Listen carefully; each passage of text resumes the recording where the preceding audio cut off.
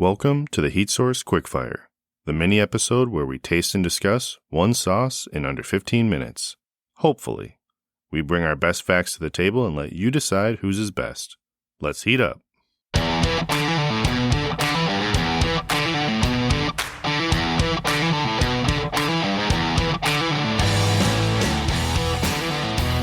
Welcome to the Heat Source Quickfire, where we're going to try sauces from sauce makers that we've already had on previous episodes.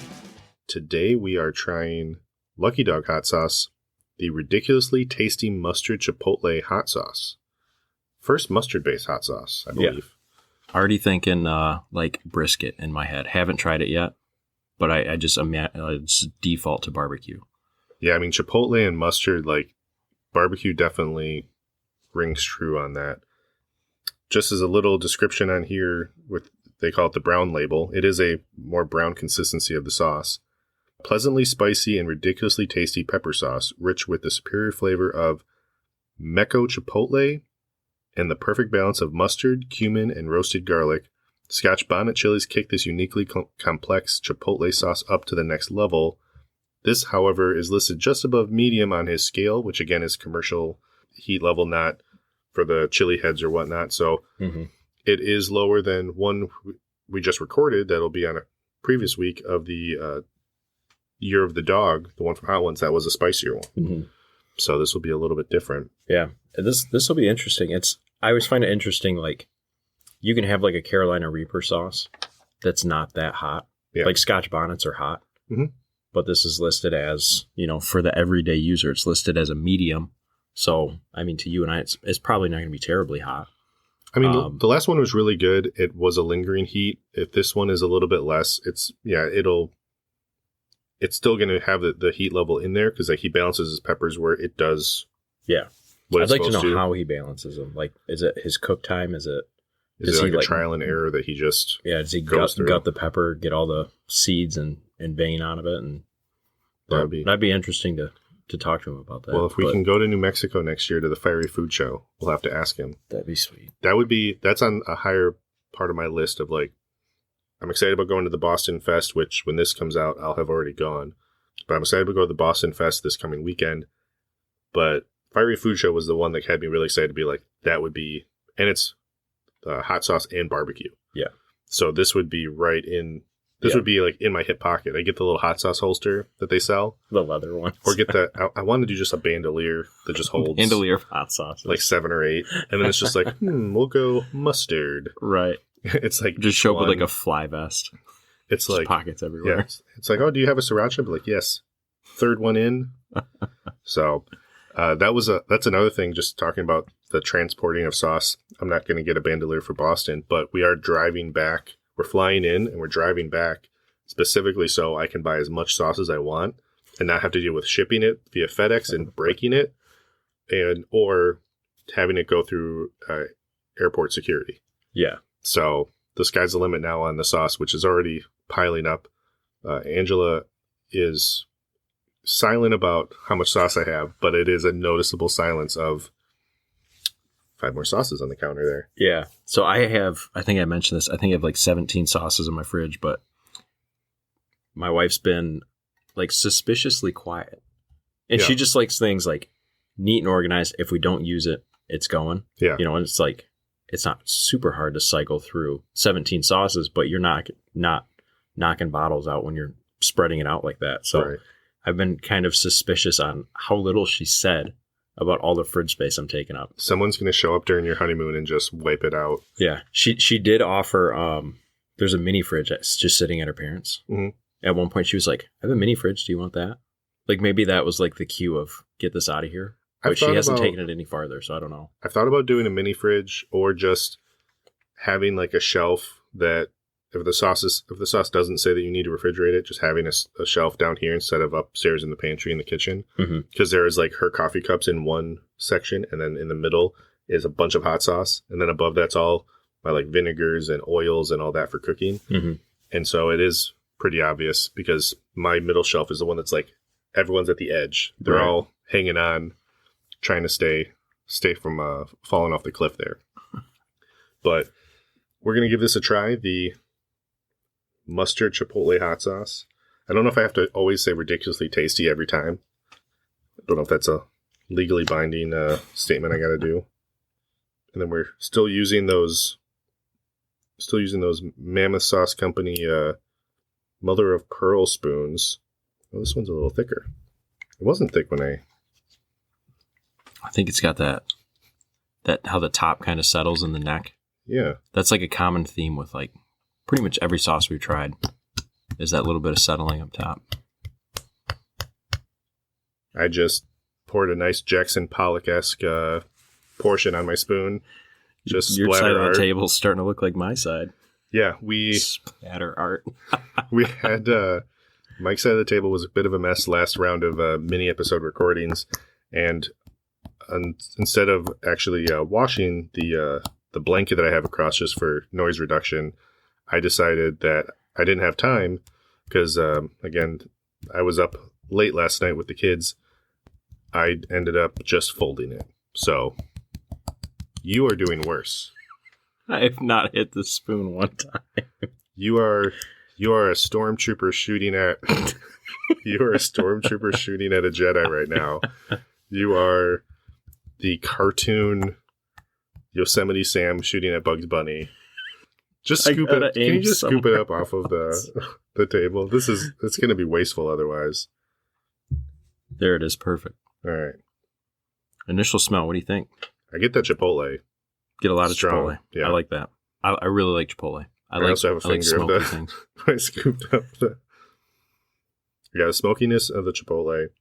Get a little bit of mustard, but it's not strong. Overwhelming. I actually like. Not overwhelming, but yeah, mostly Chipotle. All right, let's give it a try. So I'm getting the mustard now. Yep. With the actual tasting of it, that heat is slowly kind of building. Mm-hmm. I like the smokiness of it. Yeah. Yeah, that would be. I like that. Killer barbecue. Like if you got really good on barbecue. I think of like the barbecue food truck that we have by our office every now and then, where you get like a brisket sandwich. Yeah. It has like just like simple like onions. I think onions and pickles are usually all they do. Yeah. Put that on there. That'd be real good. I like that. Are they at the office today? I have to think. Wednesdays. That's today? I think they are. Oh my God. That's exciting. We just figured lunch out. Mm-hmm. No, I really like that. So I think my mom would always make it's like a squash bisque. And she would always make like a Chipotle sour cream to put on that. Mm-hmm. I might just skip that and just dump this right in it. Like, to me, this sounds like really good on vegetables too. I don't know why. The mustard element of it pretty much says like anytime you're making a sandwich of any kind that has mustard, mm-hmm. this would be replacing. Yeah, even on a cold cut, that'd be good. And lately, I've been just doing mustard on sandwiches because, like, I'm trying not to have as much mayo. Usually, I'm doing wraps. Like, I do a wrap instead of the bread. And it's something where this would pack all the flavor you need as far as a condiment and just from a little bit of a sauce element, so you don't have a dry wrap.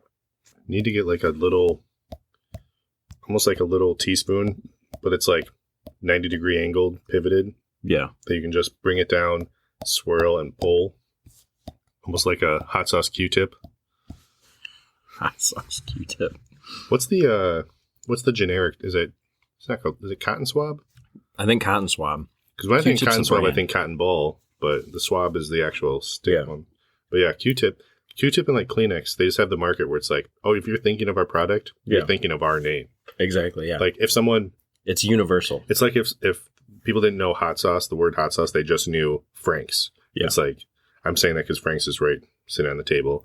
Lucky Dog obviously would be a better one to be synonymous with hot sauce. But having that like market where it's like, yeah, you have to search for the... Yeah, as good as Lucky Dog is, you wouldn't be like, hey, pass me the Lucky Dog. And someone's like, I don't see a dog. I mean... But if you go to any Midwest diner and be like, hey, pass me the Frank's, they're going to hand you Tabasco sauce, It's kind of like where there's some places that everything is Coke. Yeah. It's something where soda is just Coke, pop is Coke, depending on your region. I'm curious what other regions call different like soda or pop beverages, because Michigan's pop. Mm-hmm. I say soda. That's part of my Chicago family. Ooh, I just got a big glug of sauce. Do you want half of this? I'll take it. That's good. Or even in chili. Oh, yeah. I would add a lot of this to chili. All right, what's your fact? Oh, geez. We never even got to the fact.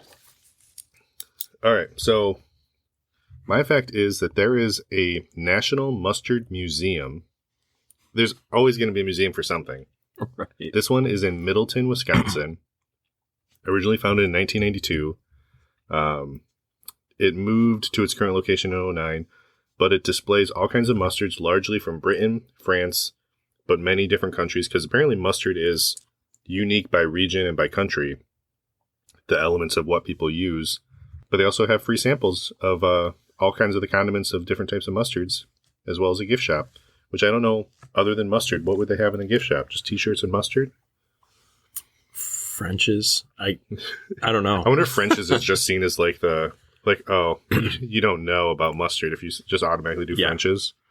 But that's the mustard. We just talked about how French's bought out Frank's. Yeah. Yeah. That's cool. I did not know that. I should have known. There's a museum for everything. I'd be surprised if there was not a museum for something, especially something that, like, now my next Google search is going to be ketchup museum. There's probably a bunch of them. Probably in Heinz for Heinz. All right. So this fact, it's one of those ones like you either know it or you don't. Kind of as how most facts go. Yeah. But I just think it's fun. That's how general knowledge works. Yeah. Typically. And it's a simple one too. So do you know what a Chipotle actually is? Isn't it a pepper? Yeah. But like, do you know what a Chipotle pepper is? Mm-mm. So all a Chipotle is. If you're concerned of like, I don't know if you're going to know this, and it was, do you know what Chipotle is a pepper? Be like, no. Yeah, but I don't know any more detail other than it's that. Like 1% more in depth than that. Cool. So a Chipotle, all it is a smoked and dried ripe jalapeno pepper. Oh, really? Yeah. So Chipotle isn't the breed of no, like it's a jalapeno that's ripened, smoked, or ripened, dried, and smoked. I think in that order. Okay. Ripened for sure. I mean, dried I love jalapenos. Yeah. I love Chipotles.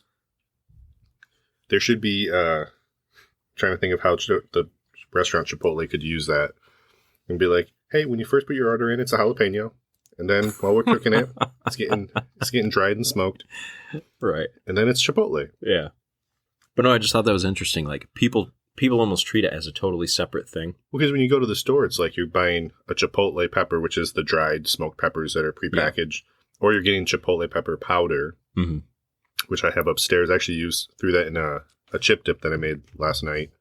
That was really good. But yeah, it's used so widespread that it became its own thing. It's kind of like it's used so much that people don't even realize it's jalapeno. It's like people don't realize Kleenex is facial tissue. See, it's all tied together. It's all tied together. Only you could relate facial tissues and peppers. I'll find a way. I mean, between this one and the last one, my nose is starting to like not run, but it's getting there. Yeah. Where I would actually need a tissue. So it's all tied together. I'm awake now. That's good. Yeah, hot sauce definitely wakes you up in the morning. That's not something that I was expecting. I don't know if it's the two sauces back to back, but like the heat on my tongue is still there. Yeah, it definitely lingers. Like so, it's not. The last one I would say was a high 2. This one I would say is a low 2 for me. Yeah, for me this is like a high 1. Yeah, but just like the duration, it's longer than because it's all and like we said, it's all tolerance. It's all personal tolerances and preferences there.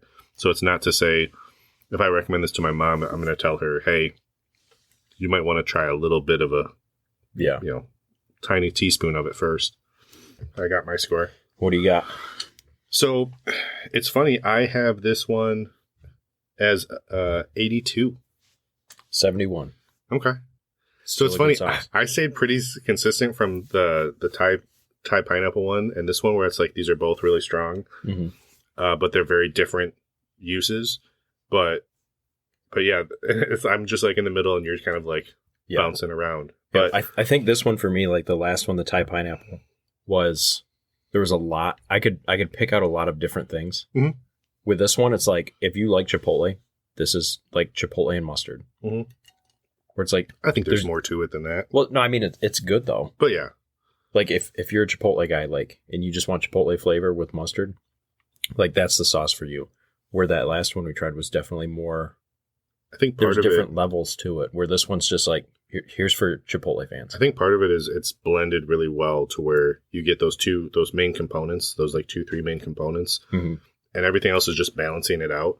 Because just looking at the ingredient list, there's also pears and figs in this. Oh, really? Yeah, so this has like cider vinegar, water, onion, so jalapeno, dried chipotle, dried scotch bonnet, roasted garlic, pears and figs, mustard powder, ghost pepper, infused sea salt. So not ghost pepper, but ghost pepper infused sea salt. Then spices, powdered onion, and lime juice concentrate. A lot of elements in there, but yeah, you are getting the mustard, you're getting the smokiness of the chipotle, you're getting that heat. Yeah. And it is a nice lingering heat. That's just like the nature of how chipotle and mustard work, where it's like, that's going to be like your not overwhelming, but like your dominant flavor, I feel like. Right. Like they're just very strong. But no, I'm definitely putting that on barbecue probably today.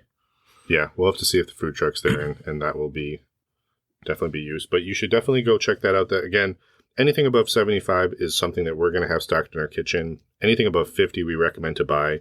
So there's not a Lucky Dog sauce that I can't recommend to buy. Yeah, they've all been great. And even the ones I haven't tried, if someone was like, hey, have you tried, trying to think of one, we haven't tried like their jalapeno serrano sauce yet. If they're like, hey, should I get that one? It'd be like, if it's a sauce that they make, it's going to be balanced well. It's going to be flavorful. I'd be surprised if anything wasn't 70s or above, where it's just in our kitchen or something that we recommend to buy. If the sauce is below 50, then it's more subjective, but that's just our personal preference. Definitely go and try that out. Their website, luckydoghotsauce.com. You can order everything. You can also check their Instagram, Lucky Dog Hot Sauce on Instagram. I'm excited for barbecue now today. I don't know if that was my plan for lunch, but now it is. Just got to survive the old notorious meeting, and then I think I might swing by and try to get them before they take off. Yeah, hopefully they don't sell it. They've been selling out pretty fast lately. I might have to grab an extra sandwich at lunch. Yeah. So, all right.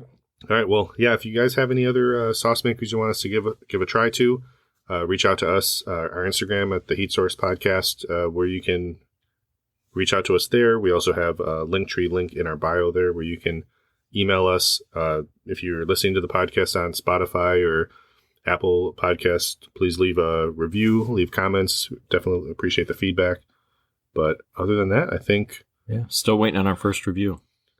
Yeah. Who's it going to be? Maybe by the time this comes out, maybe we'll see. And then I'll be able to go and formally thank my mom for the review.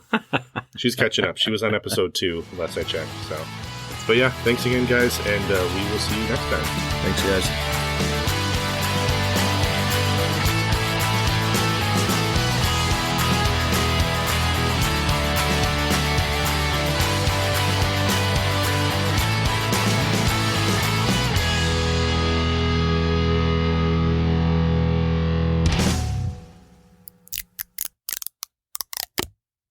Still good. Still good. Harmonious.